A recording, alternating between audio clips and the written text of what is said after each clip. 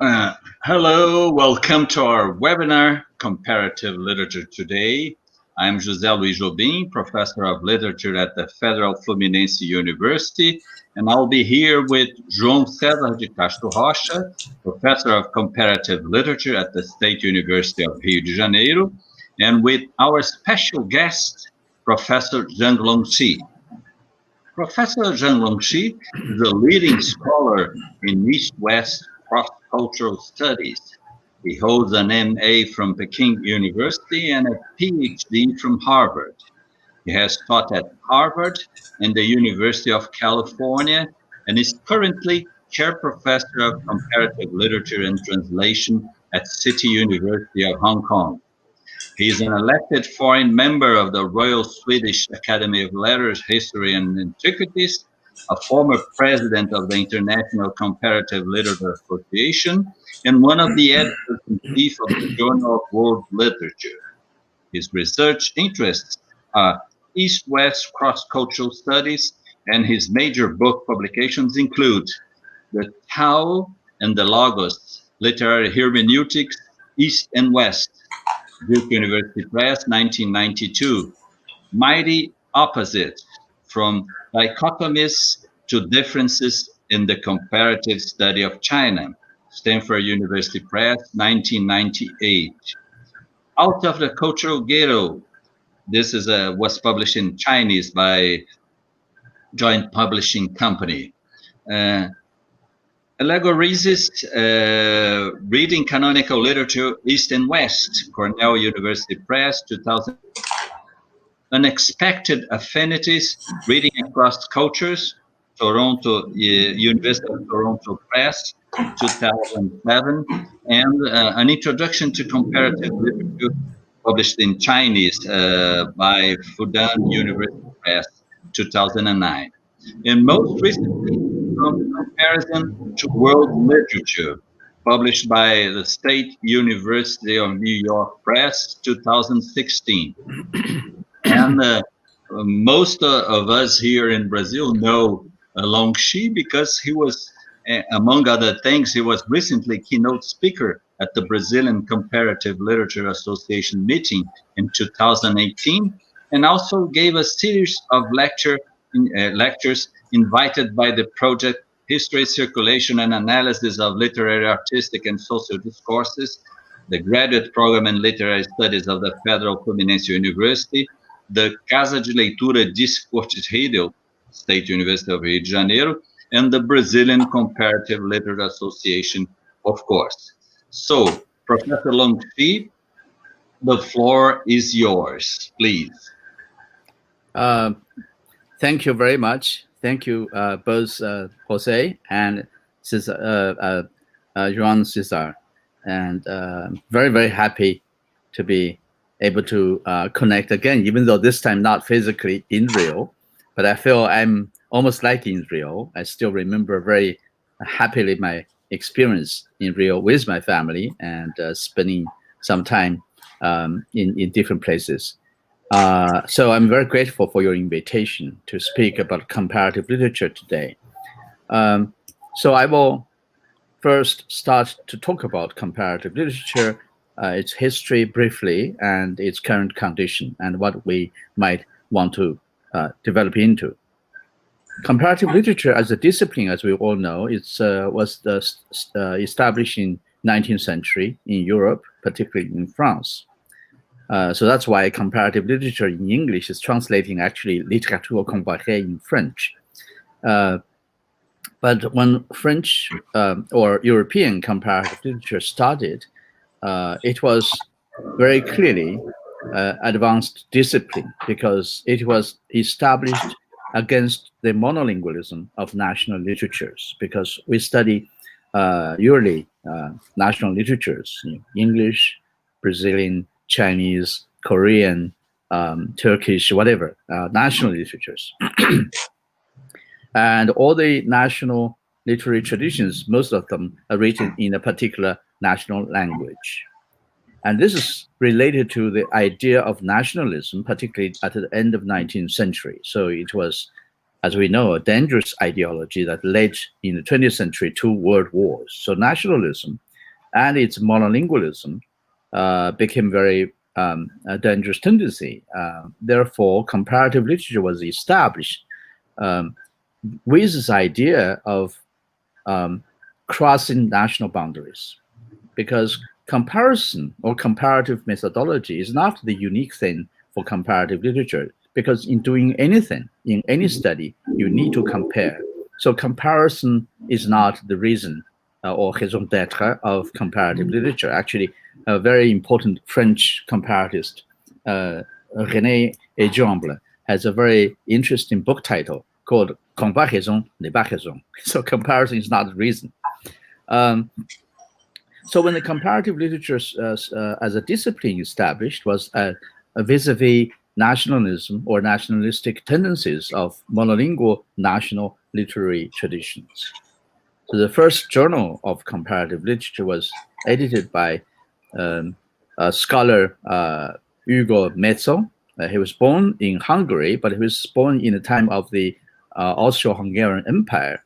So he was German-speaking, born in Hungary, and of course, as we know, in Eastern European countries, there are many scholars who know many languages. So this is one of them. So Ugo Mezzo became the editor of the first journal of comparative literature. And in his very influential essay introducing the journal, he criticized the tendency of nationalism, saying this is each country, he said this is ridiculous. Every country thought their own language was the best, the literature was superior to any other. So this is a very bad tendency. So he wanted to get rid of this, or going beyond narrow-minded nationalism. And that was why comparative literature was important and set up in 19th century Europe. And he proposed a very famous idea, what he called decaglottismus, that is 10 languages. And if you look at the 10 languages, of course, as I said, his point was going beyond national literature of monolingualism. And he proposed that comparatists should work with more than just his or her own language, and ideally should know 10 languages, and which is a very good idea. But all 10 languages are European languages, with no exception. In other words, comparative literature from the very beginning is very much Eurocentric, maybe not intended so, but 19th century, of course, was a time of colonialism and imperialism. Powerful European countries like Britain, France, even Germany, and expanded and colonized many countries in Asia, Africa, and South America. So you have all the European languages, major leading European languages and major European traditions became really the content of comparative literature. That was 19th century, and that was also the case for much of 20th century comparative studies. In much of comparative studies in 20th century, before 1970s, I would say, or late 1960s, it was impossible and unthinkable to have comparative literature going beyond European languages. For example, the study of Chinese, the study of Japanese or Indian, all this not in comparative literature departments in universities. They are area studies.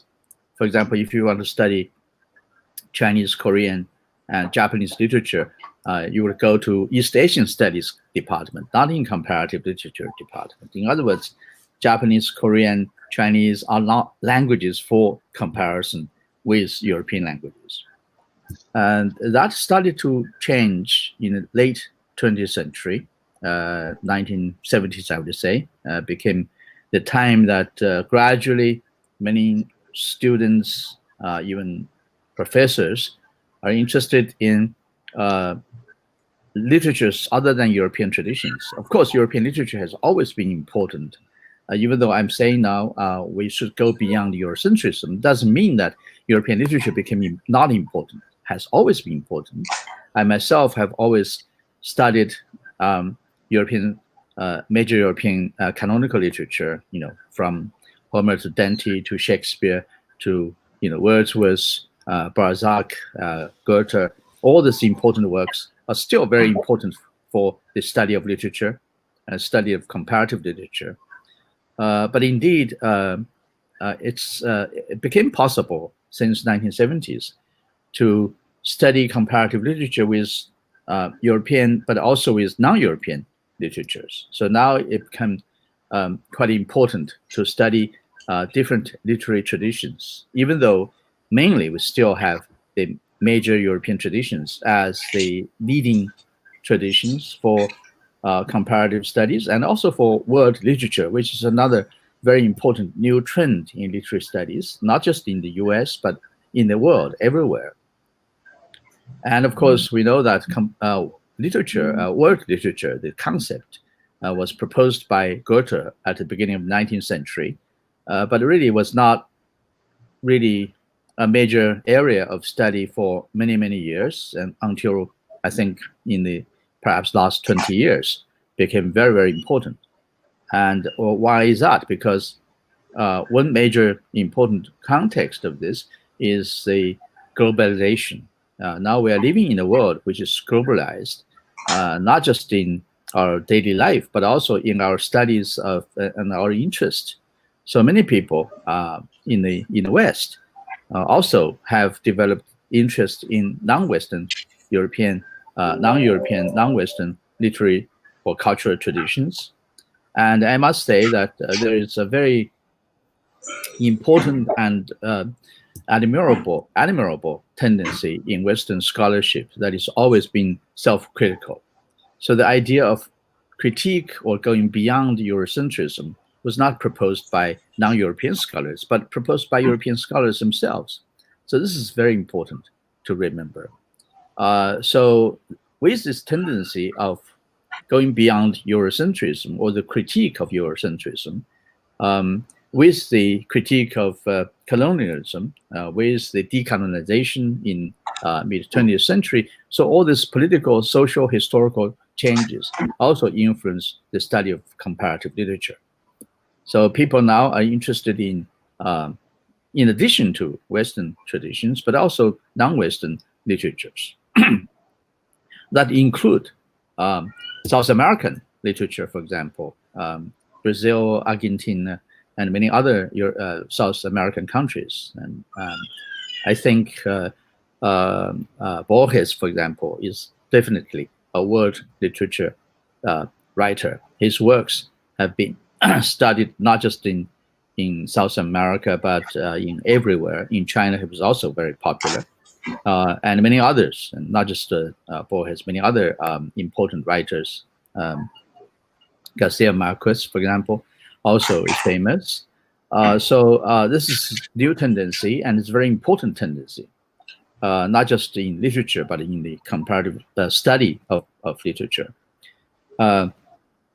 So I would say that if we look at comparative literature today, since the late 20th century, now we are in 21st century, a very important thing is in the development is indeed going beyond Eurocentrism.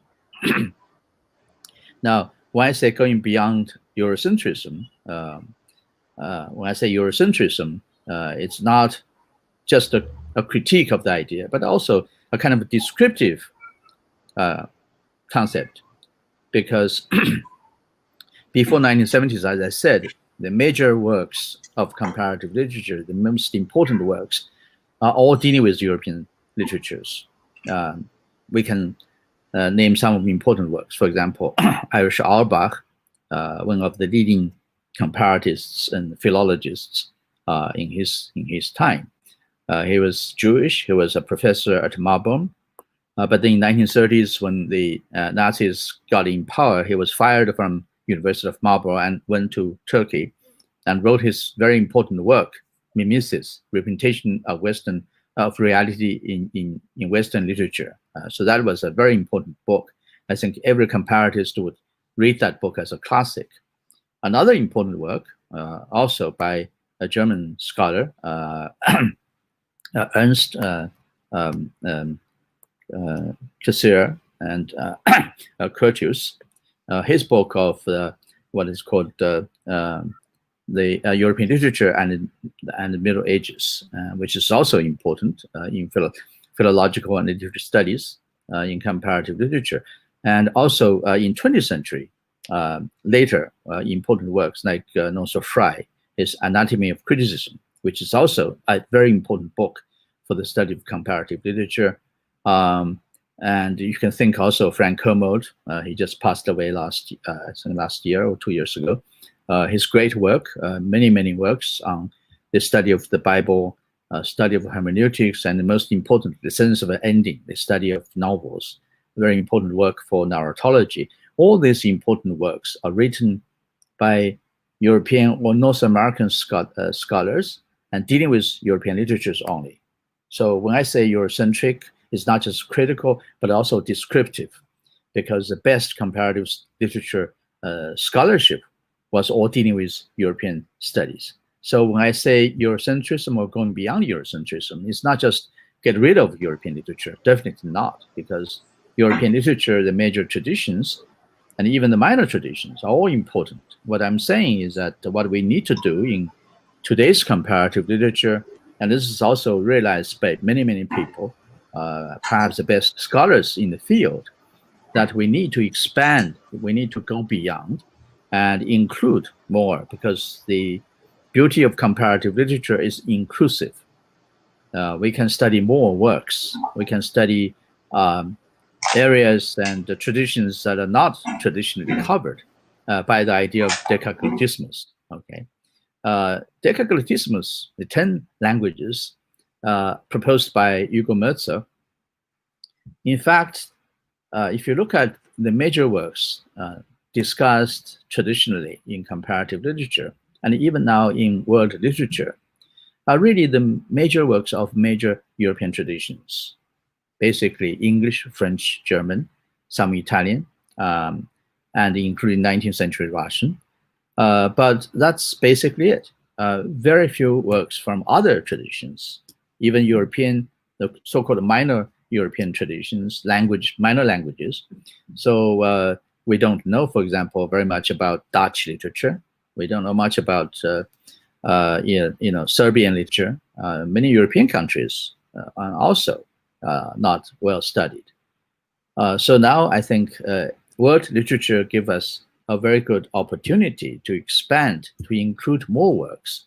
But of course, world literature doesn't mean, on the other hand, everything that is written in the world, because that would be ridiculous. It's too much, and nobody can read all the works written in the world. So I would propose the most important canonical works in different traditions, because those canonical works are not decided by anybody, but decided by different traditions themselves. For example, Brazilian scholars, I'm quite sure my friends here would know what are the best works in Brazilian literature, which are not yet part of world literature. I myself, as a Chinese scholar, I know what are the best works in Chinese literature, which are totally unknown outside China. Outside China, maybe everybody has heard of Confucius, and that is all. But Confucius is not a writer; it's not a poet. We have many wonderful writers and poets, and have wonderful canonical literary works. But all these were yet unknown. So my idea, I want to propose an idea, and actually I wanted to write a book entitled "The Yet Unknown World Literature," because what we're studying today in world literature is still very well-known European major traditions. We all discuss, when you say Shakespeare, everybody knows who he is and what his works are. This is great. I love Shakespeare. But there are many other works who were equally worthy to be studied, but very little known. So I think David Damrosch's definition of world literature is a very helpful one, because world literature, like comparative literature, is a tricky term. Comparative literature does not mean just take two works and compare them. And that is the simplistic misunderstanding, because as I said, comparison is not the unique thing about literature, comparative literature. World literature also is not everything written in the world, which would be ridiculous, would be impossible to study. Actually, Claude Guillen, another important comparatist of the 20th century, he said this is it's a wild idea. And said nobody would study world literature as such. This is only possible for somebody who is who's an archive lover and collect books, and also have to be a millionaire to buy all the books in the world. He said it's ridiculous, it's unmanageable. So I think David Damrosch's definition of world literature as works that circulating beyond its culture of origin, in either in its original or in translation. I think that's a very helpful definition, because that would exclude all the works that are not circulating in the world. Circulating in the world in the original, of course, you have to be in a universal language, in a lingua franca. And his example, of course, is Virgil's, the great Roman poet Virgil.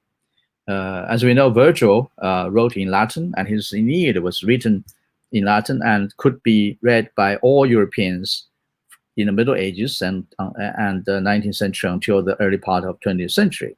But even now, even Virgil is, even Latin is no longer the lingua franca. Chinese as a language used to be the lingua franca for East Asia, because before 19th century and for a very, very long time, the Chinese, classical Chinese language is not just used in China, but also used in Korea, in Japan, and in Vietnam. But now, neither Latin nor Chinese qualifies as the lingua franca. The de facto lingua franca today is English. That's why we're conducting this seminar in English. I'm Chinese, I'm speaking English, and my two friends, hosts, are Brazilians. You're not speaking Portuguese, also speaking English. So that says a lot about the status of English today. So if we really work with lingua franca for today's world, English is a language. Of course, there is a question about, some people have talked about the hegemony of global English, and they're saying that English shouldn't be the only language, and they propose different languages. I'm all for the idea of going beyond, but then we also have to be very realistic. Which language would be the language that most people would know, particularly if you want to communicate with each other for practical purpose? I think English is a language, so I have no problem speaking, writing in English. I think in order to precisely late non-European literature or minor European literature to become part of world literature, English is a language. I mean, I remember, very ironically in a way, Amir Mufti, a very important Indian scholar, wrote a very famous essay in critique of global English, and he's very much against the hegemony of English. But his essay was written in English and published in America.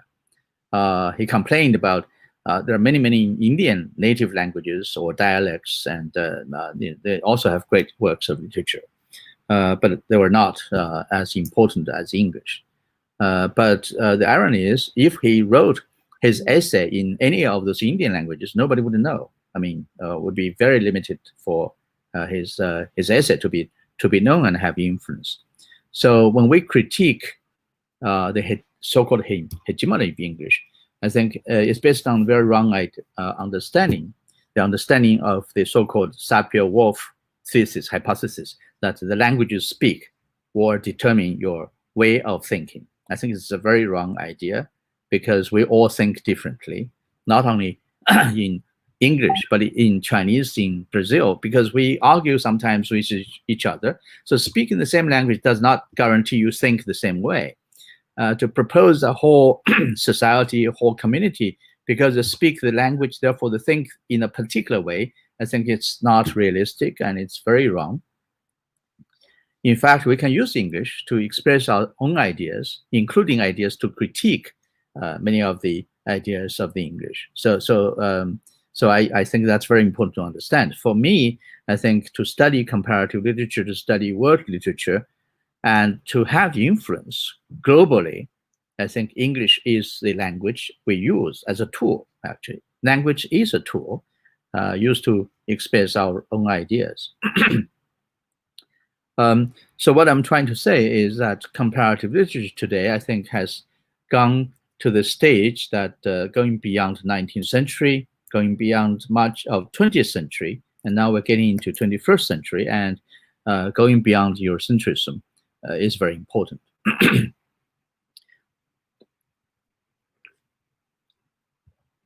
even though I said world literature is a new tendency that trying to precisely go beyond Eurocentrism, but we still see some influence in the study of world literature. I'm thinking of a very important book by Pascal Casanova. Casanova, yes. Her book, translated into English and published by Harvard University Press and became very influential. What is called the Republic of Letters in the world. And basically, she in her book, if you read carefully, she basically is very much, I would not say Gallo-centric, not really French-centric, but it is Paris-centric. Basically, Paris is the center of the world. And outside Paris, there's not much literature to speak of. And I find that's really amazing to make that argument in late 20th century and early 21st century. But that book is still very influential. But of course, that's only one aspect of the book. There are many other good aspects because she has a very realistic point of view about the world situation and the study of literature. He said the study of literature is very much the distribution of capital, of cultural capital, is unequal, she says. And it's very much dependent on the power of different countries and nation states. That is true. I mean, I said that the major European traditions are powerful because, English, French, German, these are powerful languages close to powerful nation states.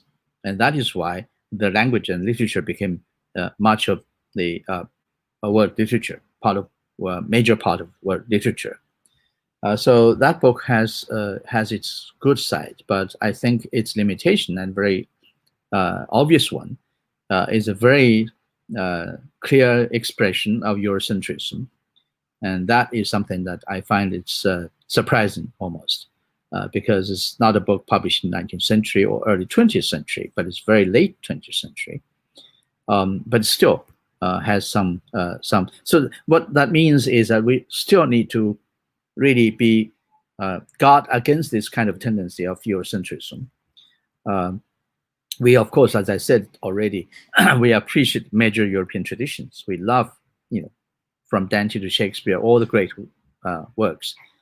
We love to study them, and it's very, very important for the study of comparative literature. But that's not all the works we should study. And particularly, there are many other traditions, non-European traditions, and minor European traditions. They also have great works worthy to be studied and to be part of world literature. I think this is what is the new opportunity in the new trend of comparative literary studies and world literary studies. I think that's the major situation. And that is, of course, a challenge because all the works are unknown. They need to be first introduced in translation and then to be studied and explored by experts, by specialists, to tell us why those works are important, why they should be part of world literature, why it should be worthy to study in comparative literature. So all this is a challenge, but also challenge is also a great opportunity. So it's both challenge and opportunity for all scholars in comparative literature as well as in world literature. This is, I think, what we're facing today. I think I should stop here. I have already talked half an hour, and I would like to have some discussions among ourselves. Thank you. Thank you, Longxi. João, would you like to start? Floor is yours. Never, Jobim. I could never speak before you. Is this correct, Longxi? First of all, we have to listen to Monsieur Jobim. Professor Jobim is always first. No problem. Okay, all right. I let you two work this out.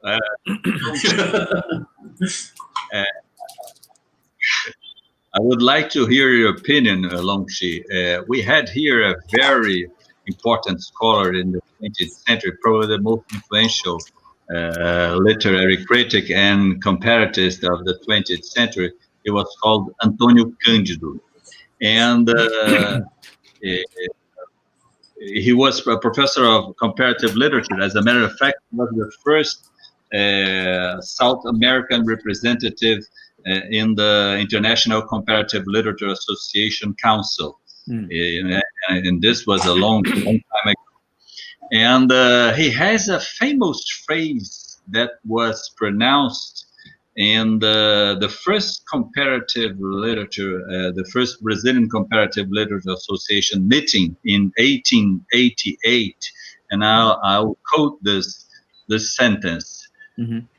To study Brazilian literature is to study comparative literature. Estudar literatura brasileira é estudar literatura comparada. Mm-hmm.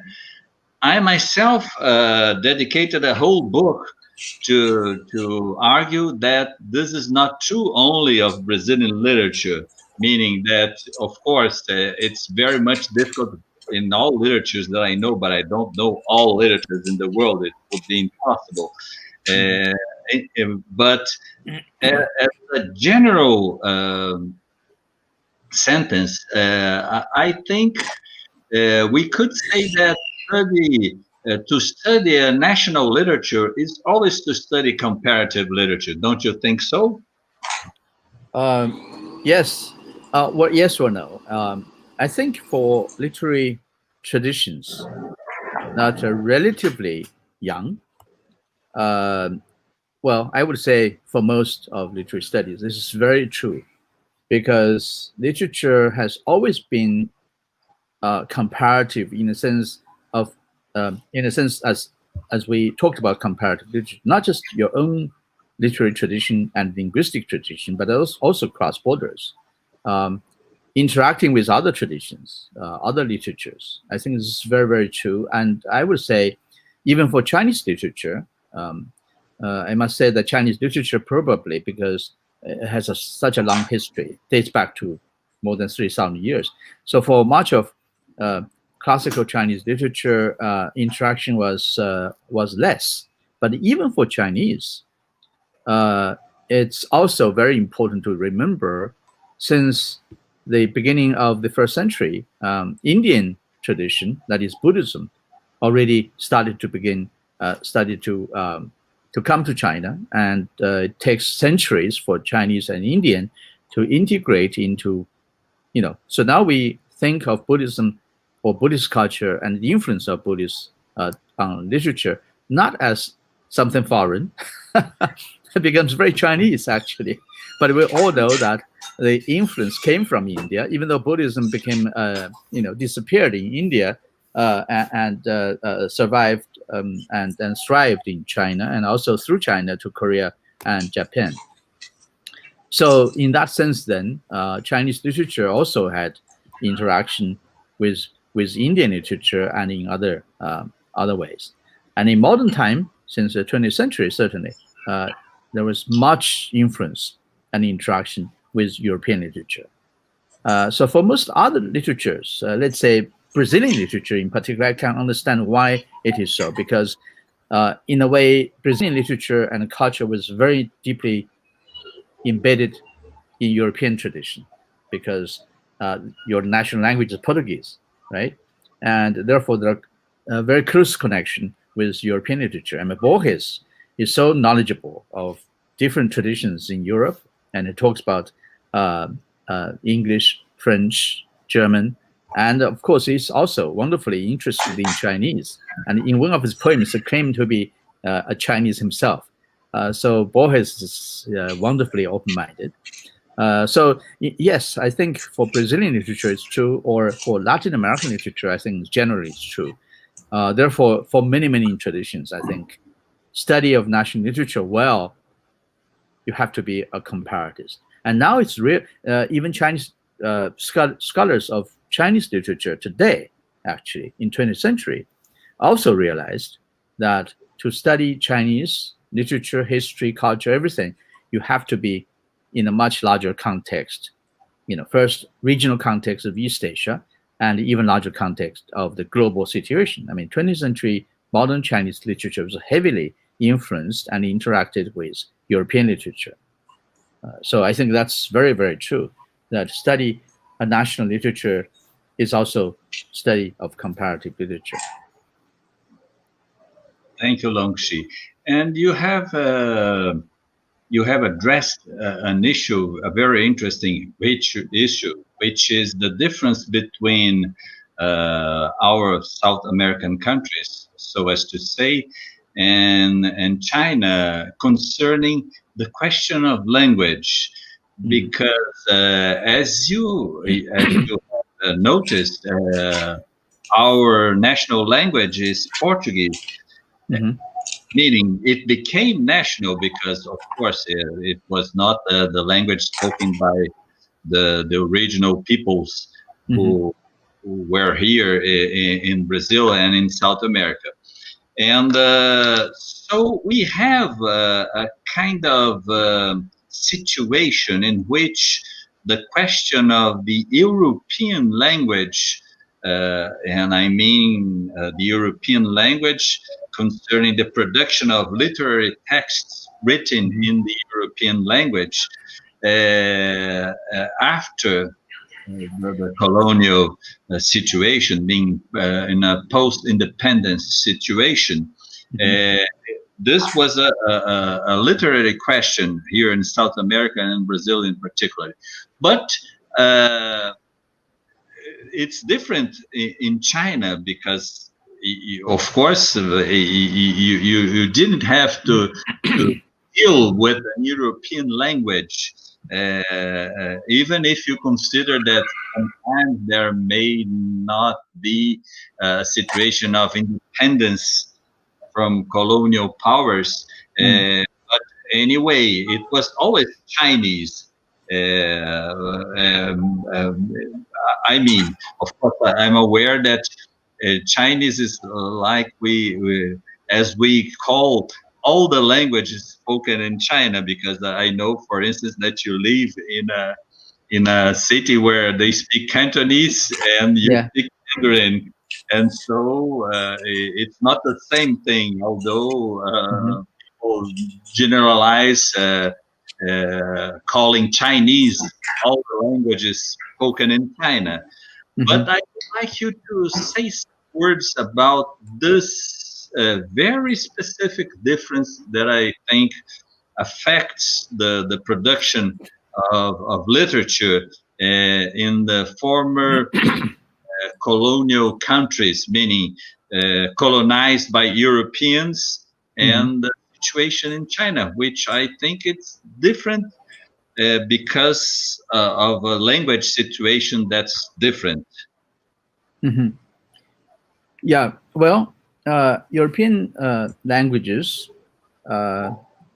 in former colonies, the post-independent period, you have many great writers writing in European languages, but not as European, but as, let's say, Brazilian, Argentinian, many other countries. So you have, for example, Lusophone, you have Anglophone, Francophone, these terms. I mean, the phone added to a language already referred to works written not in the home country, so to speak. So the Francophone literature is mostly written in Africa, in some former French colonies in Africa and other countries, but not in France itself. So Lusophone, as a term, certainly is different from Portuguese, but refer to languages, works written in the Portuguese language. So that is the situation, and therefore the idea is close to the post-colonial independent literature, diaspora, and so on. So here you have the problem of the language, the so-called home country language, and the former colonial places, and that creates some kind of interesting tension between the major language and its former colonies, and this kind of study of diasporic literature, the Lusophone, Anglophone, Francophone literature. In Chinese, yes, China has the Chinese language. I mean, written language is different from most European languages because it's not phonetic. It does not spell a word that you can pronounce. But it's not. Of course, it has phonetic elements in it, but it's not a phonetic language. So what that means is that the written Chinese becomes a very strong cohesive force to hold a very big population together, even though the population speak very different languages. As you mentioned, I'm in Hong Kong, and the local people in Hong Kong speak Cantonese, and I speak Northern dialects. And of course, I was born in Chengdu in Sichuan province. I have my own Sichuan dialect, but people in China mainly is speaking Mandarin or Putonghua, which means the general language. So in speaking, we may be very different. For example, I barely understand Cantonese, and I don't understand Shanghainese. People in Shanghai speak their also local dialect, and there are many, many different dialects. And people may be mutually unintelligible in speaking language, but the written language is the same. So when you write down, in a kind of standard way, then the language, written language, can be read by all Chinese, whatever your speaking language is. And not only that, as I mentioned earlier, the same language can be used by the Koreans, by the Japanese, even though they have their own spoken languages, which is, again, unintelligible to the Chinese. So the written language, in a way, is separate somewhat, relatively speaking, separate from the spoken language. Therefore, you can have many, many different speaking different languages and different spoken languages, but you can share the same written language. The written language makes sense to all different speakers. So that is the different situation in Chinese. Thank you. João, the floor is yours. Okay. Yes, thank you. Let me start by, as always, thanking Professor Jobim for having brought us together, and as usual, Longxi, for this perfect organization. So many thanks, Jobim, for the opportunity of having this dialogue. I would like to propose a critical reflection on a specific concept, and then I would like to have Longxi's and Jobim's reaction. It's a concept of circulation. Mm-hmm. And I'd like to, everybody knows it, but just for the sake of the argument, to remind us that when Goethe in 1827 proposed the concept of Weltliteratur, he did so because some of his poetry had been translated into French. Yes. He was very much surprised so by this fact, given the political rivalry between Prussia and France at the time. And he was even more surprised because the poetry was circulating in French magazines and journals.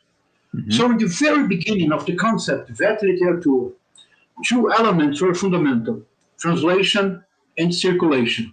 Mm-hmm. And even a Portuguese novelist, the only Nobel Prize given to an author of Portuguese language, José Saramago, once famously said that authors can only produce national literature, that the dream of a world literature can only be the task of translators.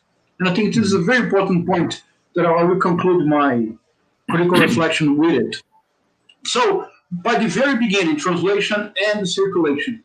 However, translation was not paid attention to in the beginnings of our discipline. The main issue was the issue of circulation.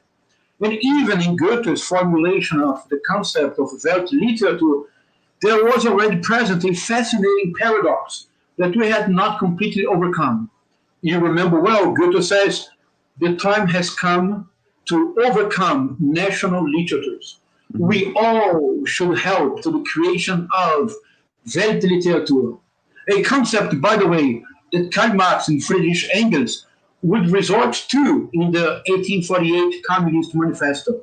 Yes. But then Goethe has this wonderful sentence, and I'm sure you are going to remember. Goethe says, however, for the establishment of a true Weltliteratur, we, the Germans, will have a fundamental role to play. Yes. Which is very good, because we are still in this paradox. That would be my proposal for our reflection. Then, circulation was the key concept, even if not theorized as such. In the French school, so in the very beginning of our discipline, circulation was translated as influence, was the concept of influence. But actually, and that would be Longxi and Jobim, the beginning of a project that I had always desired to carry forward, is the writing of a small book. Susan Basnet wrote this very insightful Comparative Literature, a Critical Introduction. I will end my reflections with Susan Basnet. I would like to write Comparative Literature, a cynical introduction. and the cynicism starts with the translation of circulation as influence, because influence in the 19th century was just another way of bringing forward the rivalry between Germany and France. So books such as Voltaire en Allemagne by Badespenger, the founder of the discipline, one of the founders of the discipline, or Goethe en France, those books, their main role was actually political, was to determine what culture was more powerful in the influences, Germany or France. And then with the concept of influence, you had cultures that were sources, few ones, England, Germany, France, Italy, because of the past, Spain, perhaps because of Cervantes. But you had several cultures that had been influenced. And of course, all the non-hegemonic cultures, Brazil, Argentina, so forth and so on. And so, translation was not seen at the beginning as fundamental in our discipline. This, I think, has to be remarked. And one of the reasons was precisely the dream of mastering several languages. Therefore, a true comparative would not read in translation. A true comparative would read in the original. Although Longxi has made a very important remark, you would have to master 10 languages as long as Indo-European languages. That is to say, it would remain in the same branch. Right, yeah.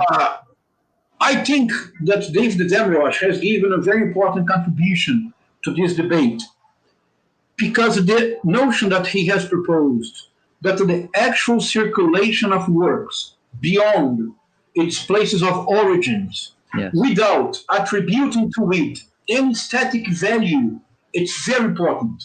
Because actually, the aesthetic value that was attributed, naturalized in the 19th century, was of political nature. But since it was disguised under the pretense of aesthetic value, all the political issues influenced would be put aside.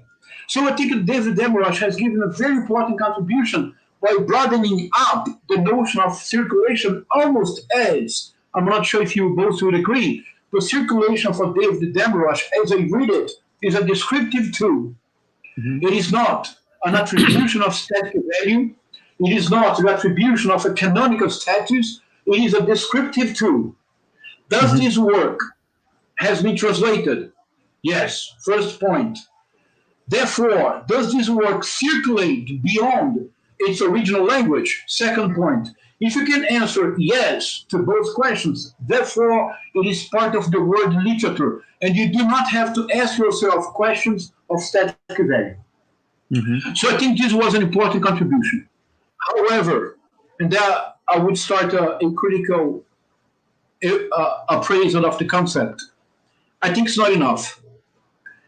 I think that circulation and translation, or properly speaking, translation and circulation, are necessary but not sufficient conditions. I totally agree. I think that the true challenge of today, and we have to assume this task, it is not an agreeable task. We're not going to be the most popular comparatists around, but it doesn't matter. I think that the true task, the true challenge, is to broadening up the critical reception. Exactly. We have to be able not only to promote translation and the circulation, but while doing so, we have to prepare the reception. Let me give you 3 very short examples. One of them is actually taken from Longxi's works. 3 very short examples, and then I will sum up my contribution. And I will start with to me, shocking example.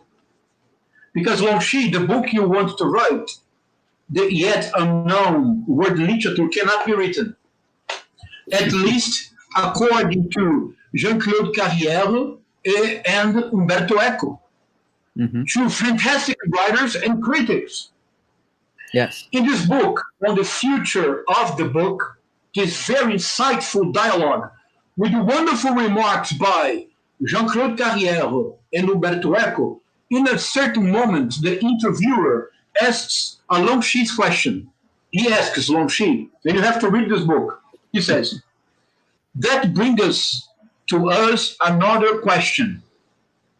Is it conceivable that an unknown masterpiece might still be discovered? Longxi, believe me, Umberto Eco says no. Jean-Claude Carrière says impossible, because all great works have a static value in itself that obliges them to be known. But it can get worse. Jean-Claude Carrière, to stress this point, makes the following question. Believe me, I'm going to read. How many Hemingways were born in Paraguay? When they were born, they may have had the potential to produce a work of great originality and power, but they didn't do it. They could not. Either they did not know how to write, or there were not any editors to support their work, or perhaps they did not even know that they could write. Longxi, can you listen to this? This was proposed by Jean-Claude Carrière, a distinguished author, a very important critic, a very intelligent man. This is absurd. It is absurd to the ultimate detail, because in Paraguay, of course, you could not have James Joyce's nor Virginia Woolf's. You could only have Ernest Hemingway. Even the model adopted to a possible Paraguayan author would be a diminished model. And they just rely completely on their cosmopolitan place of origin to be completely ignorant. One of the most important novelists of the 20th century is the Paraguayan Augusto Roa Bastos, whose masterpiece, Jo el Supremo, has been considered in several lists of comparatives as one of the most important novels of the 20th century. And Augusto Roa Bastos is 10 times better, more sophisticated than Ernest Hemingway. Mm-hmm. Second example, a Chilean author called José Donoso, one of the authors of the so-called Latin American boom. He has written a precious memoir called Memórias Personales del Boom, the personal history of the boom. And there he mentions when his first novel, a 1960s novel called Coronación, was translated into English. When the translation was finished, he got a letter from the publisher. We are in the 1960s, we still have letters. He got a letter from his publisher. The publisher says, Donoso, I am enchanted by your prose. You are such a sophisticated writer. I would never imagine that you are from Chile. And he says, however, the treatment you give to the narrator is far too complex for the American reader. You have so many layers of narration in just one single paragraph that I'm afraid that the American readers will get lost. Therefore, I propose that we flatten the level of the narration in your novel. And the publisher completed, he said, because for the American reader that wants to read a translation of such a complexity, we already have Marcel Proust and André Gide translated. And for the American reader who wants that level of complexity in the narration, we already have William Faulkner.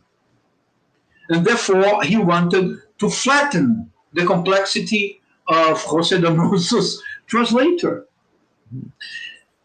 Third example, it refers to Longxi's works. Professor Longxi has shown in a very insightful manner that even authors deeply committed to the study of difference, authors that were engaged in the broadening up of their own horizon, of their own critical perspective by assimilating others' perspectives, such as Jacques Derrida and Michel Foucault, that even Jacques Derrida and Michel Foucault, when dealing with Chinese tradition, could not but reduce it to an exotic perspective. Then Derrida would say that Chinese culture did not know logocentrism. And then the book written by Longxi, Tao, and the Logos is precisely to show that it is the other way around. Of course, it is not the same logocentrism that Derrida is concerned with, but you do have the presence of the prevalence of the text. And when Michel Foucault reads Borges' famous reference to the Chinese encyclopedia, Longxi clearly shows that Foucault has not deeply understood that Borges is not rendering Chinese culture into a piece of exoticism, that rather Borges is saying every single culture classifies, every single culture compares. Look at this model of comparison, look at this model of classification. Then to conclude, Longxi and Jobim, I think that our task as scholars from non-hegemonic countries in the cultural symbolic sense, of course, China is an economic political empire, that Brazil is not. But from the notion of a cultural capital, in Pierre Bourdieur's notion, I think, Longxi, that we can say that you as a Chinese scholar, Jobim and I as Brazilian scholars, that we are from non-hegemonic cultures. I do think that our task in the 21st century, our task in this globalized world is to say with the clarity that we can, but of course with some diplomacy, which I do not have, Longxi, but Jobim is a master in diplomacy. We have to find ways to make clear to our very good friends in places like Harvard, Stanford, Freie Universität, Sorbonne, so forth and so on, that they are provincial, that they are so much already, their location is so much the center, that by the sheer location, they believe to be cosmopolitan. They are not. Most of the times, they are not. They are not most of the times because by the end of the day, they used to behave themselves such as Jean-Claude Carrière, Umberto Eco, Jacques Derrida, and Michel Foucault. We have to find ways to create a new form of dialogue. Perhaps a hint was given by this 1996 book by Susan Basnet, Comparative Literature, a Critical Introduction. In the very final chapter, she proposes that perhaps in the future, but the future of 1996 is our present. She says that perhaps the future of comparative literature will be translation studies. And then Jobim, Longxi, her gesture is what I want to end up my critical reflections with. She says, in the possible future of comparative literature as translation studies, a pride of place has to be given to the work of Haroldo de Campos, a Brazilian poet, critic, and translator, who has come up with a fascinating theory according to which translation is an act of transcreation. And he developed this theory based on a Brazilian translator of the 19th century, Manuel Odorico Mendes, combined with Wolfgang Iser's literary anthropology and Walter Benjamin's important theorization in this famous preface, The Test of the Translator. What really is important in the gesture, the intellectual gesture of Susan Basnet, is that she reads Haroldo de Campos in the same level that she reads Jacques Derrida. For her, there is no difference. What truly matters is the power of the idea, the strength of the argument. We have not yet, in the international field, we have not yet, in comparative literature, been able to have this sort of critical reception to our own work, not to mention to the work of authors from non-hegemonic countries. So I would propose as a critical reflection, Jobim, Longxi, that we have to put together translation, circulation, but above all, we have to find ways to broaden up the horizons of the critical reception. Yes. That is my challenge. It's very, very good. Your remarks reminds me of many things I want to talk about. Indeed, I totally agree with what you say. There are so many things I want to respond to, but I can pick up a few points. First, of course, Goethe, the original, the moment that he said national literature is now meaningless and the time for world literature is coming. And that moment, of course, is very important. Even though Goethe said he proposed the idea of Weltliteratur, not just in that conversation with Eckermann, but also in his letters and other writings and so on. But that was a crucial moment. And that moment was important, particularly from a Chinese point of view. He was saying he came to that when he talked to Eckermann. He was reading a Chinese novel in translation. And therefore, indeed, as you say, the very concept of Weltliteratur for Goethe was closely related to translation and to non-Western literature, because he was reading a Chinese novel in translation. Very good. So that is important. Goethe, in that sense, is a cosmopolitan for his time, particularly. Remember, it's the beginning of the 19th century. He said that in 1927, which is very early. For most of Europeans, perhaps they didn't really think China has any literature to begin with. Just like you mentioned, the other scholars say there's no book in Paraguay or South America. They cannot write. But of course, that is actually, to me, that's just the mission of ignorance, nothing more. I think people who make big claims have to be very careful. You should base your statement on knowledge. If you don't know a particular tradition, a language, and literature, you'd better not to say anything about it, because you perhaps don't know there's a great writer in Paraguay, but people in Paraguay and in Latin America know better than you do. So it's better not to make such claims to put your foot in your mouth, so to speak. So that's one thing I think is very important. And translation, of course. Comparative literature from the very beginning had put linguistic competence on top of everything. A comparative is not supposed to work with translation. You must know the original languages, and therefore you have to, again, when I was studying, for example, the Harvard German and French are required languages. You have passed exams before you get your degree, plus a classical language. And many universities still, I think the better universities still require competency in foreign languages. I think that's important. I'm not saying this is not good.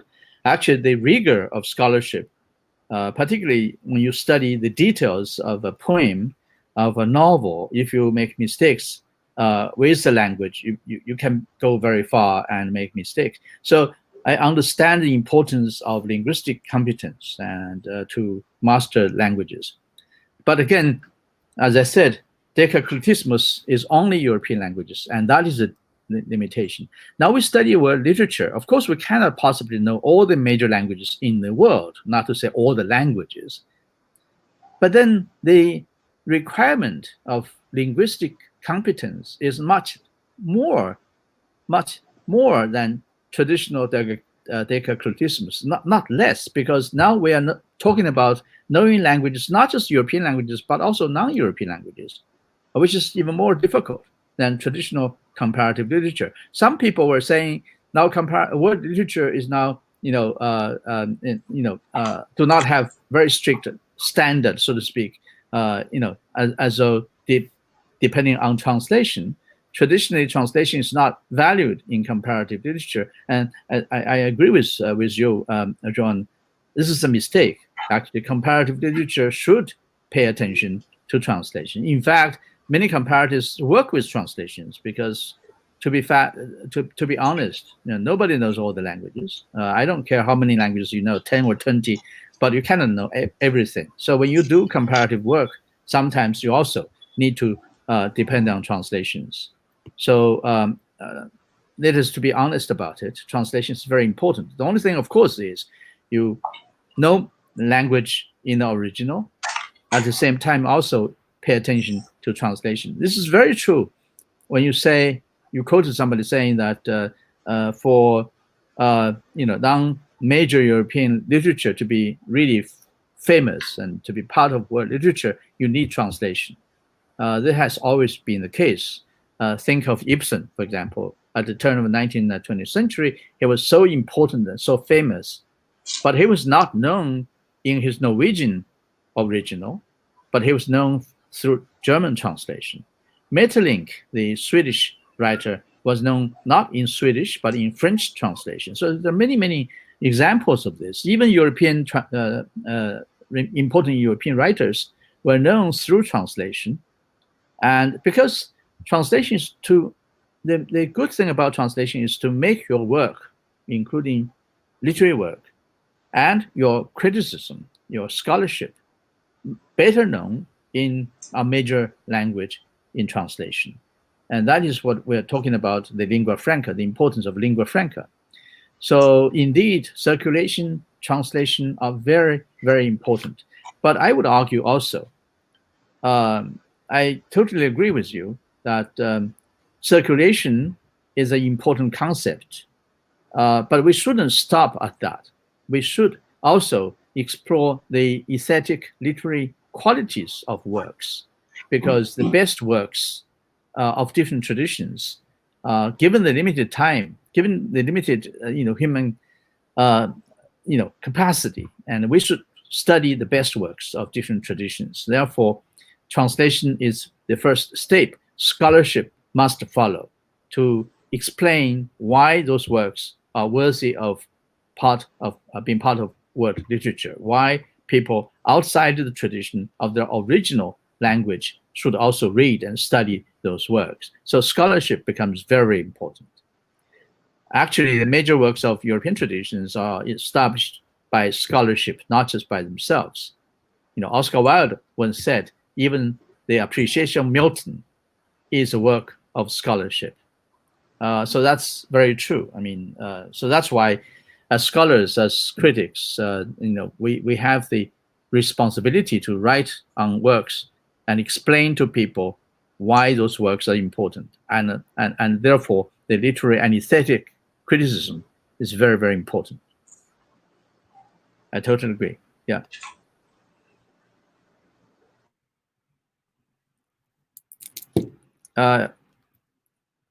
Jose, you're okay. We do have some questions here. I think maybe we can take 2 or 3 questions from the public. What would you think? Yeah. Okay. So I'll have to take my magnifying lenses. Of course, it's a very... So, first one from Larissa. Speaking of world literature, the emphasis on circulation can also legitimize mechanisms of exclusion. If the notion of circulation poses extrinsic questions, which cannot be neglected in relation to literary texts, could we really use such notion to think about world literature? wouldn't the result of this world literature be a hierarchical and reductionist structure? Are we going beyond Eurocentrism? Borders aren't open to everyone? Yes. João, you want to respond to this because you talked about circulation? Very quickly. Let me once more bring Longxi to our discussion. Longxi has written very insightful essays on Borges in China, as well as Foucault's understanding of Borges' Chinese encyclopedia. I think Borges is a perfect case study. How is it that Borges was translated into French and then became so important as a word author? It depended on a very close personal connection between Borges' translator, Roger Caillois, and Roger Caillois is one of the most important French writers of the 20th century, a fantastic essayist, a thinker of culture. And Roger Caillois spent a good time in Argentina, in Buenos Aires. Mm-hmm. There, he was a good friend of Victoria Ocampo. Victoria Ocampo was one of the most fascinating figures of the 20th century. And I'm not saying of the Argentinian 20th century, of the 20th century.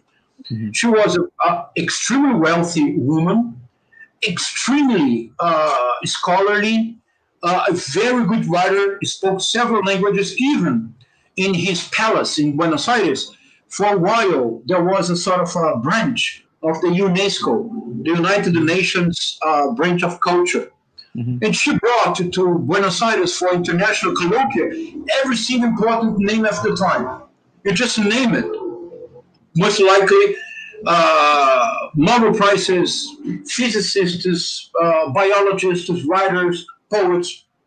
So Victoria Ocampo introduced Roger Caillois to the work of Jorge Luis Borges.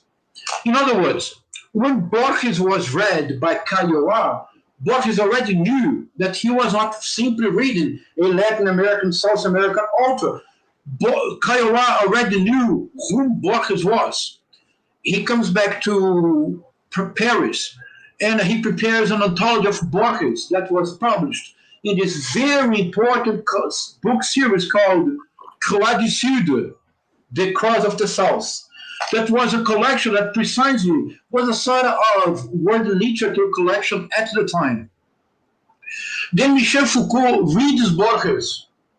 And in 1966, in the introduction of Le Mots et les Choses, he says in the first sentence, this project started from a laughter produced by a short story by Borges. Mm-hmm. And funnily enough, Foucault quotes the short story as the Chinese encyclopedia. It is not.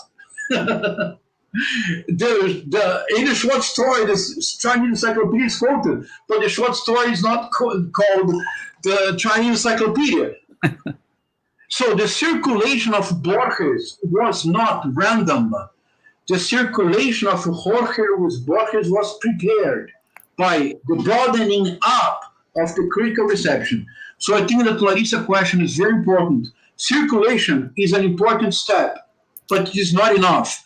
If we do not open up the critical reception, it does not matter if we translate every single work by Machado de Assis. It makes no difference if we translate every single work of Augusto Roa Bastos.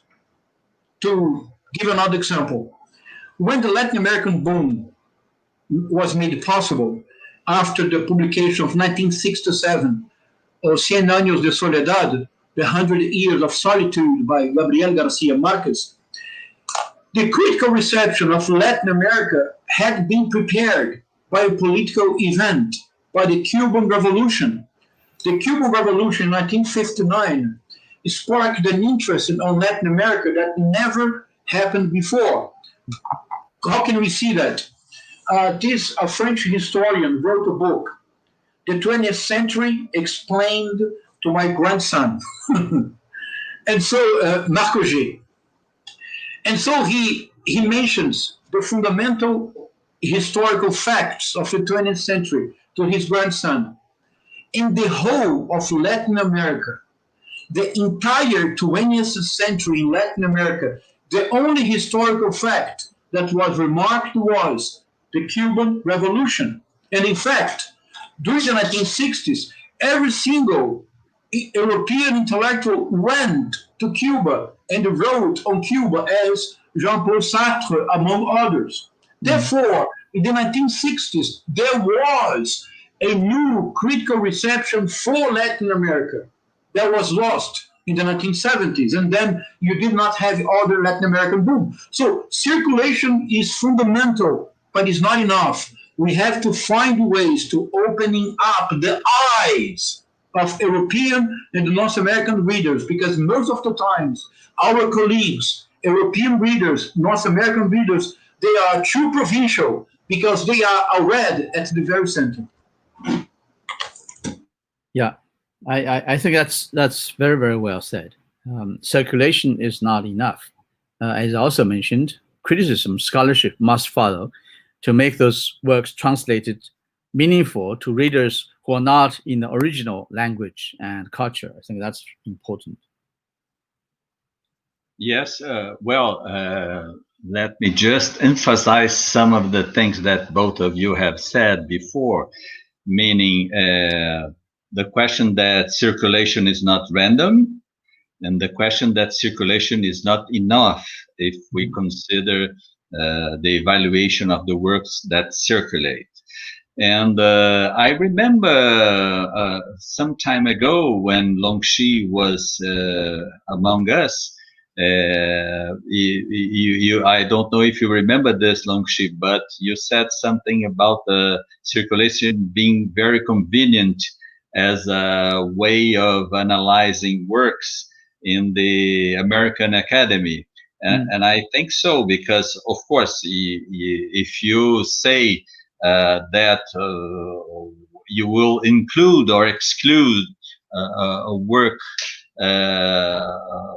from world literature just because it circulates beyond its origins, this means that you're supposedly not speaking about values. You're not speaking about, you're not attributing any kind of aesthetic quality or something like this to the work. But the question, as João has already stated, is that, of course, the circulation is not something derived only from the quality, the supposed intrinsic quality of the work. Circulation means the intervention of a lot of external to the work, of course, external facts that will, of course, have influence, to use a very known word for us, that have influence on the circulation. So maybe it wouldn't be very fair if we consider that the best works are the works that circulate beyond their origin, even because in the case of Brazilian literature, we have some examples. For example, one of the greatest bestsellers worldwide is Paulo Coelho, Brazilian. So he bought himself a castle in France with the money he made from his books. And of course, he's not very much popular among academics. Meaning that, of course, he circulates far beyond his origins. He was translated into English, French, German, Serbian, I believe even in Chinese. And but what does this mean about the work in itself, if there is such a thing as the work in itself? Well, let me go to a sec. Oh, sorry. Let me go to the second question, which is just my magnifying lenses. How to think Ezra Pound's proposal of ideogrammic thinking as the foundations of modern literature within the framework of world literature today? Okay. Ezra Pound, of course, is a great poet. His influence is tremendous, and therefore, indeed, his idea of imagism has influenced modern, not just English poetry in English, but poetry in general, modernism. So he's an important writer, poet for Western or European American modernism. But of course, his idea is based on his understanding of Chinese through the notebook by Ernest Fenollosa, who is an American living in Japan for many years, and wrote a book called The Chinese Written Character as a Medium of Poetry, which basically argue that the Chinese characters are images, pictographic. Therefore, it's very different from European languages. And he criticized European poetry as too logical, using all the grammatical words, make connections clear, and so on, would lack the kind of flexibility and imagination of a language, a pictographic or ideographic language like Chinese. And therefore, this is what basically Fenollosa and Pound's understanding. And Pound imagism, based on his idea that a line of poetry in Chinese is a series of pictures or images. Therefore, with no words that make the connections like in European languages, you must say in, at, and, and so on, with all these kind of prepositions and words that make logical connections. So in China, he argues poetry is just simply a series of images, and that we should be doing as writing poetry, which of course is very different from the late European kind of romanticism, very different, therefore became very new. And he emphasized the idea of newness, because he quoted the Chinese phrase, 日日新, which means every day is new. So his canto, his poems became very influential, and Eliot also became a friend of his. So Ezra Pound indeed became very influential, very important for modern Western poetry. But in terms of his understanding of Chinese, I must say, is total creative misunderstanding. Actually, there is a book by Laszlo Lefin, I think, on Ezra Pound, and he argues Ezra Pound's misunderstanding is probably the most creative misunderstanding in literary history, because Chinese language is not pictographic. Chinese language is not completely with no phonetic indication. And the Chinese poets writes and Chinese poetry works not just a series of pictures, because this is, again, very much a European theory. If you know Roman Ingarden's book on the structure of literature, he argues literary text does, no matter how detailed the text can be, it only gives you a schemata, a basic structure. So your reading experience, a reading of the text, every reader would concretize the reading, and in your mind, you'll kind of have your imagination play a very active part, and you participate in the reading process. And what you read as words on the page is just the kind of the beginning, initial framework, and you fill in the framework. In your reading, you have a much more vivid and full picture of what the text is describing. This is what happens in Chinese poetry as well. Even though the Chinese poetry can be very short, only 7 characters or 5 characters. Actually, I myself write that kind of classical style poetry. It's very few words, but when you read, every word will suggest, and then the reader would automatically fill up the picture. Not Chinese like this. I mentioned earlier Auerbach's book on mimesis. If you open that book, the first chapter is talking about 2 very different styles of writing for Western literature, which are all very powerful. One is Homeric. He quoted a passage from Homer's epic, which is what he called fully externalized, very detailed description. Homer would spend thousands of lines to describe Achilles' shield, for example. The other, he quoted a passage from Old Testament, from the Bible, which of course very influential, very important for the West. The biblical language is like the classical Chinese language. He says is, much of this is left in the background for the reader to imagine. When God says, "Let there be light," there was light, and that's it. Imagine Homer would describe the creation of the world, and God make light would be thousands of lines of an epic. But in the Bible, just 2 sentences, very powerful sentences. I mean, Longinus quoted this as example of the sublime in his essay on the sublime. So it's very, very important to remember not just Chinese, but also the biblical style, which is also very important for Western literature, which is quoted by Auerbach as one of the important founding sources, fountain heads of Western literature. One is the Homeric influence, the other is biblical. So the kind of language that is suggestive, a few words, but very powerfully imply many things unsaid explicitly.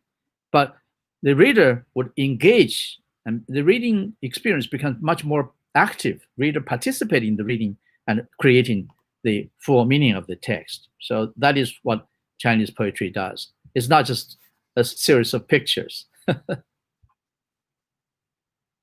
João, would you like to say something? No.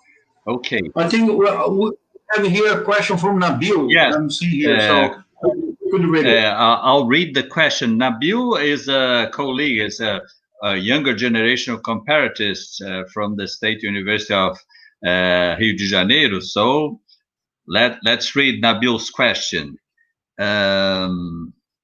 Comparative literature can be simply defined as the study of text across cultures. It's concerned with patterns of connection in literatures across both time and space beyond national cultural identities. It's in principle intended to debunk national boundaries by emphasizing literature as a cross-national discourse. How can the so-called new nationalism in the 21st century affect comparative literature in the world? That's a very interesting question. Yes, indeed. Well, we have to admit we're living in a world which is not propitious for comparative literature or world literature, because in political world, if you look at the international situation, it seems to be, many of the things, nationalism, even nativism, tribalism, are raising their ugly heads and retreating from global connections, and in many ways just serving the interest of the different nation states and competing with each other. I think that's the political situation, particularly China and the US now has a very tense relationship, and so on. So I think that's the situation. But precisely for the reason, I think it is even more important for us, for comparatists, for scholars, for humanists, to argue for the value of cross-cultural understanding. Therefore, comparative literature as a very important discipline in achieving the goal of cross-cultural understanding becomes even more important, I would say, than in 19th century. So I'm always very hopeful, very optimistic. I think we have to fight the tendency and go against the grain, so to speak, and prove our value of comparative studies and the study of cross-cultural studies. I would never apologize for being a humanist. In fact, I think humanist is even more important for our world today than before. Sure. May I add something, Jobim? Yeah, yes. Please. Just 2 points. I think the question actually implies 2 questions. In the first part, I think that Professor Longxi's method is really useful to be brought to our discussion. Professor Longxi, if I understand well the way you work in the books I have read, I think that you always depart from, let's say, a question that is potentially universal. Mm-hmm. Not universal in the sense of having a previous or a fixed content, but universal as a way of structuring our perception of the world. If we all have languages, and therefore if we all express our thoughts, we necessarily are confronted at least with two options. What we have expressed will be properly understood according to our intention, or it will not. But even those two questions are right too complex, because how do I know what have I precisely meant by saying X or Y? Therefore, language itself implies a series of questions that are by nature universal, or at least cross-national. They are transcultural. Therefore, if you have a few questions, few fundamental questions, you can develop a comparative literature that necessarily will be crossing time and space, and will be of nature, how did Nabil put it, a cross-national discourse. I think this is a very important initial point. At least that's the way that I read Professor Longxi's work. And that actually would bring us to a comparative literature that does not compare texts in themselves, because ultimately it makes no sense to compare a text written by Goethe and a text written by Schiller to come to the conclusion by the end of an exhaustive analysis that Goethe is different from Schiller. You would have to have undertaken an analysis to actually find that Goethe is not Schiller. But what we can compare, and this is the true challenge, we can compare ways of structuring texts, ways of structuring worldviews, and then comparative literature is very close to a philosophical enterprise. First question. First, I think that first reflection that is provoked by Nabil's questions. Second point, and then I would propose to Jobim, Longxi, and Nabil a reflection to see how would you react to that. I don't think that the new nationalism of the far right is a true problem, because in the 19th century, when comparative literature was organized as a discipline, nation state was as nationalistic as ever. Of course. France and Prussia was in a terrible rivalry in every single level.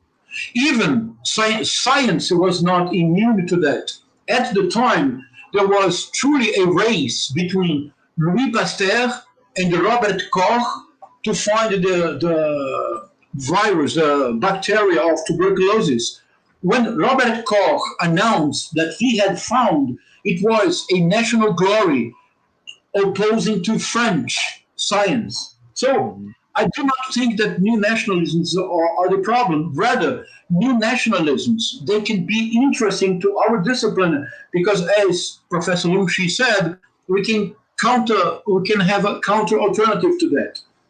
But I think that the true challenge for not only comparative literature, but the literary studies as a whole today is the precariousness of the text, is the precariousness of the act of literary reading nowadays.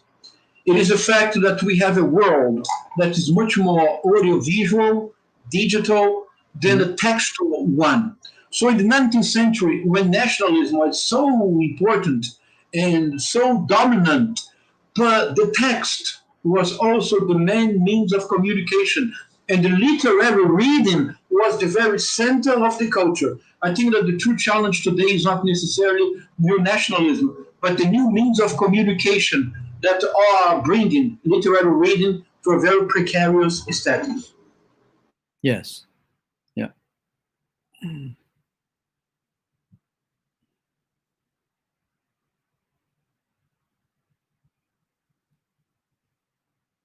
Longxi, would you like to say something about this? Well, I agree. I mean, the last point João just mentioned. Now the challenge is not so much the nationalism, because that has always been there, but now the mode of reading and social media, digitization, all this AI, all this become a challenge for the very existence of literature, or reading of literature. I think that's very true. And many of the issues we are not clear yet, because this is still in the process of developing. But I must say, though, after the Second World War, in the post-war world, since the late 1940s to basically now, actually, we have more than 70 years of peace in general. Of course, there are conflicts and local regional wars everywhere, particularly in the Middle East. But by and large, I think we have been living in a peaceful time for more than 70 years, which is very important, which is very important to remember. Nationalism in late 19th century, as I said, led to very disastrous consequences in the 20th century in 2 world wars. But since the end of the Second World War, I think the situation is different. And for much of the development of this period, globalization was important for the economic and political development in many different countries, different parts of the world. And therefore, globalization became, had its, bad side and positive side, but in general, I think is positive for the world. But now the world seems to be changing. Many political scientists, many important political commentators were saying, we are living in a time that might end the tendency of globalization. The US used to be the leader of world globalization, is retreating in a way, in many ways, and therefore the situation may change. So that's what I think is also an important thing, the political and historical context in which I say that comparative and cross-cultural understanding become even more important for our time at this present. Well, I agree with you both, and I would also use Baldespenger's arguments in the 19th century when he said that the cosmopolitanism was like a reaction to nationalism, and he was speaking of the 19th century. And so he believes that the idea of cosmopolitanism owed a great deal to the 19th century nationalism. I think we could say something like this for the present moment, meaning you have both at the same time. Even when the arguments for nationalism, like Trump's, for instance, his political platform was America first. Okay, but no, nothing could be more nationalist than this, I believe. But in his political action when he became president, what happened? Every time he tried to cut some, let's say, cosmopolitan connections, the American producers said, well, are you going to tax the Brazilian steel? But we make cars with this Brazilian steel. So if you tax them, you're going to tax us too. And I think you have something like this if you think of literature and culture on an international level, meaning the circulation is such that even nationalists, they do have to use some imported steel, so as to say, even when they don't know they're doing this. And that's the question, and that's the problem with us, I would say, scholars, because we have to say, well, this is not exactly yours. It's not exactly national. And that's a problem for comparatives. But I think comparatives can also make some political use of the national side of the question. This America first. And because, of course, I don't think there is, especially today, it's almost impossible to have any national system that doesn't have any other cross-cultural reference for itself as a system, I mean. Yeah. So can we pass to another question here? Yeah. Okay. I'd like to ask if the concept of world literature doesn't exaggerate the idea of national canons as such. Isn't the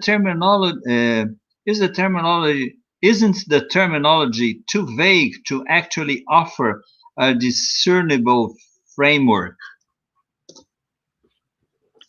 Okay, so the question itself is not very clear to me. So the question is asking world literature would, can you read it again? I'd like to ask if the concept of world literature doesn't exaggerate the idea of national canons as such. Okay. Isn't the terminology too vague to actually offer a discernible framework? Well, I think actually we have been talking about world literature basically, I would say under the influence of David Damrosch's definition, circulation, translation. Not so much translation, but circulation definitely. But I think João and I, we all agree that circulation is not enough. We have to also talk about the aesthetic literary values, not just aesthetic in their appreciation, but also the importance of a work for a particular tradition, because great works of any literary tradition is often a reflection of the history of the time, of many of the important issues which are national in that tradition, but as well as universal, which can appeal to people everywhere. That's why that work can be appreciated by people outside the national tradition. Let's make example of very well-known Western writers. Shakespeare, perhaps, is the best example. Now, think of the best works of Shakespeare. Perhaps most well-known is Hamlet, which has nothing to do with England to begin with. It's based on Danish history. It's all about Danes, even though it's his best tragedy. Romeo and Juliet, again, Italian story, not English. Many of his works are like that. So he didn't even think of this as cross-cultural because that's so natural for Shakespeare. What others, has to be. I mean, he also has history plays. Julius Caesar, Antony and Cleopatra, all this is based on Roman history, and so many others. So what is canonical of a national literature is often cross-cultural already, as Shakespeare's works show. Also, what is canonical, what I mean by canonical, is decided by the tradition itself. In other words, what are the best works in the national literature, let's say English, are not decided by me or by you, but by the English tradition itself, the critical tradition. This is true of all different traditions. In other words, we're not imposing anybody's view on different traditions and say, this is your best work. So the scholars of that tradition will tell us what are the best works of that tradition. For example, I would not know who is the, maybe you don't know either, who is the best Dutch poet. I would ask till then, it's a Dutch scholar, to tell me who is the best poet, or what is the greatest work in Dutch literature, because I don't know. And that is what I'm talking about as unknown world literature, unknown to most of us, but very well known in their own tradition. Those traditions, every tradition has its own canonical work, so it's not vague. It's very much decided by that critical tradition. If you look, ask people in that tradition or read books of that tradition, you will know what are the important works. And therefore, I think the best works of different national traditions should be introduced to all readers outside that tradition and become part of world literature. So in that sense, then, both world literature and canonical works are not vague terms. To me, it's very concrete. And that's what we need to do. And by we, I mean all scholars in different traditions, to introduce the works to the, let's say, a kind of global readership, people who are not in their own tradition. If I talk about Chinese literature, I'm not talking to Chinese because they all know who are the great poets. I want to talk about the great works of Chinese literature to people who don't read Chinese, who don't know who are the great poets in China, who are the great works, the writers and poets. And that is what I mean by the study of world literature by scholars of different traditions. This is an opportunity for all of us. Related to that issue, of course, is lingua franca. We have to use English, perhaps, to achieve the purpose most effectively, because that is the most common language circulating in the world right now. Like Latin in Middle Ages, or like Chinese in pre-modern East Asia. João? João? No, actually, I completely agree with Longxi. I'll just make a very short remark, because Longxi gave us as an example the fascinating case of Shakespeare. And to us Brazilians, Longxi, your example is even more fascinating. It was exactly the example used by our most important author, Machado de Assis. 1873. In 1873. That's it, yeah. And also in your book on cultural Shakespeare. Yeah. It was so fascinating because Machado de Assis, your words were the words of Machado de Assis, as said Jobim, in 1873. These are things that bring us back to the idea that comparison ultimately becomes a fascinating exercise when we compare not texts already written, but the ways in which texts and worldviews are structured. So, Longxi, you are now our Machado de Assis. Officially. So, the last question, I must apologize for not taking all the questions, because we're here for almost 2 hours. And of course, we are abusing Professor Zhang Longxi. So I will take just one more question from all those sent. But of course, I thank you very much, all of you who have participated with questions in this session. The question is from Marli Fernandes.